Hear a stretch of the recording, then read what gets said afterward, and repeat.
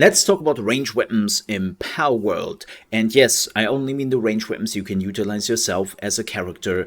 And more importantly, no, we will not cover any of the melee weapons. With that said, there are two more things I have to mention. First things first, we will not cover the rocket launcher.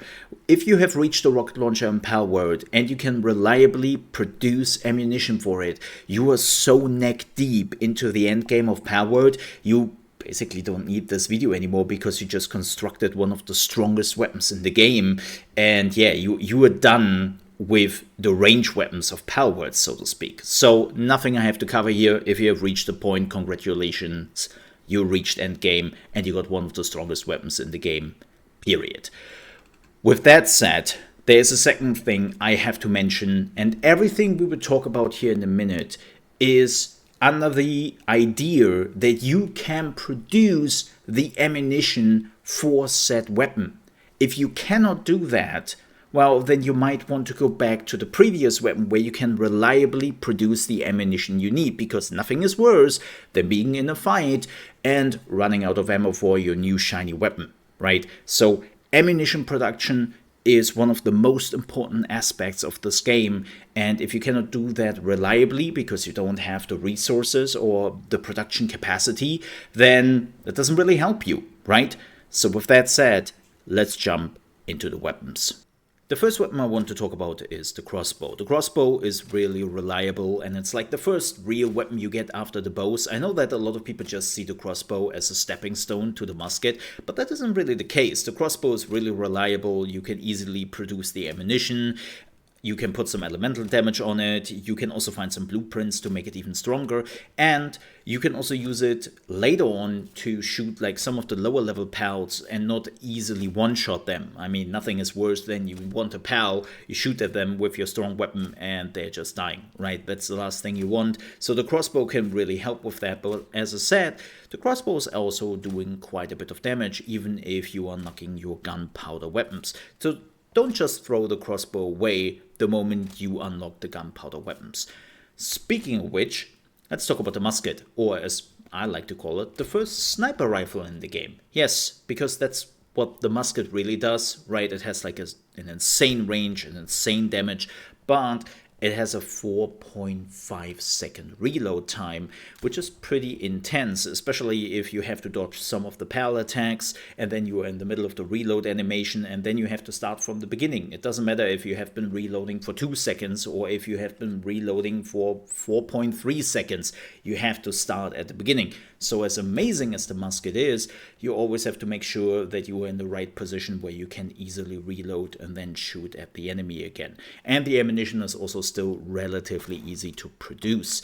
And later on, the musket will then be replaced by the single-shot rifle. By the way, the single-shot rifle is my personal weapon in Palworld. I really love the single-shot rifle, and I love the damage it does. Now it only has a 1.5 second reload time. It's just a cool weapon, and I love it. And the ammunition is also relatively easy to produce at that point. The biggest issue for the musket, and especially for the single-shot rifle, is unfortunately there are no blueprints available.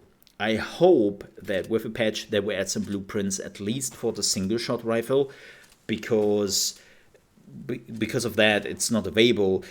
The single-shot rifle will fall off relatively quickly later on in comparison to other weapons, and that's really unfortunate, I have to say. Speaking of makeshift weapons, let's talk about the makeshift handgun and the handgun. And this is the first moment for a lot of people, because if you're looking at the makeshift handgun does more damage. Sure, the normal handgun has more ammunition, shoots a little bit faster, but needs special handgun ammunition, and as I said, does less damage. So wait a minute, why would I use the handgun then? The makeshift handgun sounds so much better. Like that little bit of attack speed and 2 more bullets in the chamber. Who really cares for that? Well, there is a big difference why the handgun will be better than the makeshift handgun, and that is blueprints.